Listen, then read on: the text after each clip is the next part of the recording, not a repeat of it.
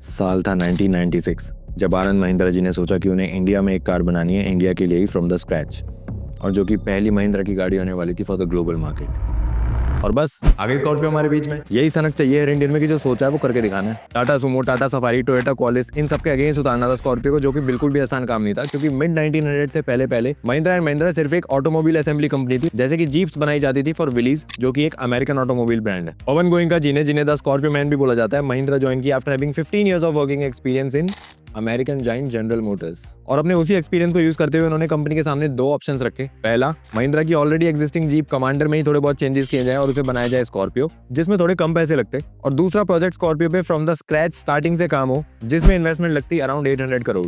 अब इस पे आनंद महिंद्रा जी ने बोला झुकेगा नहीं, और हिस्ट्री क्रिएट होना स्टार्ट हो गई। कंपनी बोर्ड का एक कंसर्न था कि इतना तो हमारा प्रॉफिट नहीं हुआ है पिछले 4 सालों में जितने की इन्वेस्टमेंट की आप बात कर रहे हो। तो पवन गोयनका जी ने अपनी टीम को, जो कि काफी छोटी थी उस टाइम पे, टारगेट दिया 600 करोड़ का, और टीम ने एक प्रॉपर प्लान प्रिपेयर किया इन जस्ट 550 करोड़। छा गए। स्कॉर्पियो इतनी लेजेंडरी कार इसलिए भी है क्योंकि ये महिंद्रा एंड महिंद्रा के लिए एक मेक और ब्रेक वाली कार थी, क्योंकि उस टाइम पे कंपनी के लिए इतनी बड़ी इन्वेस्टमेंट बिल्कुल भी आसान नहीं थी, and thankfully it worked in their favour. इस कार को बनाने में महिंद्रा ने टेक्निक यूज करी थी आईडैम, बोले तो इंटीग्रेटेड डिजाइन एंड मैन्युफैक्चरिंग, जिसमें कार के जो भी अलग अलग पार्ट्स होते हैं, उनके जो भी अलग अलग सप्लायर्स होते हैं, उनको काफी हद तक फ्री हैंड दिया था और उनके साथ मिलजुल के बनाई गई थी ये कार। नासिक में एक प्रोडक्शन प्लांट सेटअप किया with a target of 50,000 units per year. Scorpio की इनिशियल डिजाइनिंग और इंजीनियरिंग के लिए यूके की एक फेमस डिजाइन कंसल्टेंसी होटल वाइटिंग को भी हायर किया गया। इससे कंपनी की सीरियसनेस पता चलती है स्कॉर्पियो को लेके। फोर्ड और महिंद्रा का उस टाइम पे इंडिया में एक जॉइंट वेंचर था, जिसमें महिंद्रा फोर्ड की कार्स असेंबल करता था, जिसके चलते फोर्ड ने भी काफी ज्यादा इंटरेस्ट दिखाया इन प्रोजेक्ट स्कॉर्पियो, क्योंकि उन्हें भी अपने एशियन मार्केट में गाड़ी उतारनी थी as a competitor to Toyota Qualis, जिसको काफी कंट्रीज में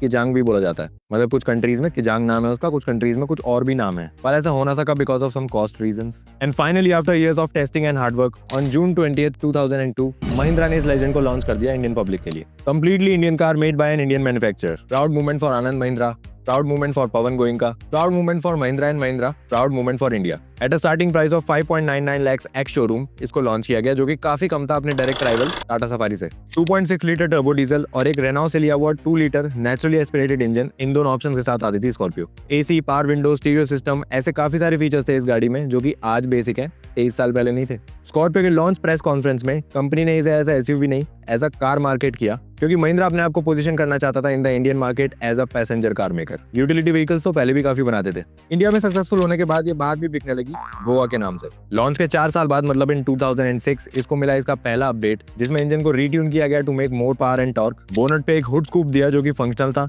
2 एयरबैग्स, स्टीयरिंग माउंटेड कंट्रोल और एक एमआईडी स्क्रीन जैसे फीचर्स भी ऐड किए इसमें। और एक 5 स्पीड मैनुअल ट्रांसमिशन के साथ महिंद्रा ने पहली बार दिया एक ऑटोमेटिक ट्रांसमिशन। जी हाँ, 2006 में स्कॉर्पियो पे बेस्ड एक पिकअप ट्रक भी लॉन्च किया था महिंद्रा ने गेटअवे के नाम से, जो कि इंडिया में तो ज्यादा चला नहीं, लेकिन बाहर इसको काफी पसंद किया गया। नेक्स्ट अपडेट आया इन 2009, अगला आया इन 2014, जिसमें legendary 2.2 litre mHawk diesel engine introduce किया, जो आज भी यूज होता है in XUV 700, Thar Roxx and even in Scorpio N. ये सारे भी फेसलिफ्ट और अपडेट ही चल रहे हैं फर्स्ट जेन स्कॉर्पियो के। फाइनल अपडेट आया इन 2017, जिसमें एमहॉक इंजन को रीट्यून किया गया to make 140 horse power and 320 newton metres of torque, और इस स्कॉर्पियो में ऐड हुआ 6th गियर, और इसका भौकाल हाईवे पे और बढ़ गया। स्कॉर्पियो स्टार्टिंग से एक पावरफुल गाड़ी रही है with bulky and rugged looks, तो काफी इन्फ्लुएंशियल लोग इसको अपने पास रखना शान की बात समझते थे, और मानो या ना मानो, इंडिया में शान इज अ रियल थिंग। और एक पूरी जनरेशन जो ये सब देख रही थी एज अ किड, उसको यही लग रहा था कि सफारी, फॉर्च्यूनर और स्कॉर्पियो जैसी गाड़ी अगर आपके पास है तो आपका भौकाल है, वट है, दौरा है, और क्या बोलते हैं, जो भी बोलते हैं वो है। और करंटली जो मेजर मार्केट शेयर है कार बायर्स का इंडिया में, ये उसी जनरेशन का है। तो पिछले कुछ सालों में जो ट्रेंड शिफ्ट हुआ है टुवर्ड्स एसयूवी, ये उसी माइंडसेट का नतीजा है कहीं ना कहीं। मिड साइज हो, कॉम्पैक्ट हो, सब कॉम्पैक्ट हो, माइक्रो, मिनी हो, कुछ भी हो, एसयूवी होनी चाहिए। और इस ट्रेंड और माइंडसेट को शिफ्ट करने में स्कॉर्पियो का बहुत बड़ा हाथ है भाई। 2002 में लॉन्च हुई कार 2022 तक, मतलब 20 सालों तक अपने फर्स्ट जनरेशन पे ही टिकी रही। And finally in 2022 Scorpio N launch हुई एज इट्स सेकंड जनरेशन। अपने रफ एंड टफ और रगिड डीएनए को बरकरार रखते हुए महिंद्रा ने इसे बना दिया थोड़ा ज्यादा कंफर्टेबल और फीचर रिच। अब जो जनरेशन 20 साल तक चली है उसमें कुछ तो बात होगी, इसलिए आज भी पुरानी फर्स्ट जनरेशन स्कॉर्पियो बिकती है स्कॉर्पियो क्लासिक के नाम से, in good numbers, diesel option के साथ, मैनुअल ट्रांसमिशन के साथ। अफसोस ये गाड़ी कुछ ऐसे हाथों में पड़ जाती है जहां दिमाग, सिविक सेंस और बेसिक रिस्पॉन्सिबिलिटी का नामो निशान नहीं है, जिस वजह से गाड़ी का नाम और इमेज खराब होती है। भगवान सबको सद्बुद्धि दे और हर एसयूवी चलाने वाला आदमी अपने आप को जिल्ललाही ना समझे। तो ये थी हमारी पेशकश आपके लिए on the legendary Scorpio. Let me know in the comment section और किस टॉपिक पे आप इस तरीके की वीडियो देखना चाहते हो। तब तक के लिए पीस आउट।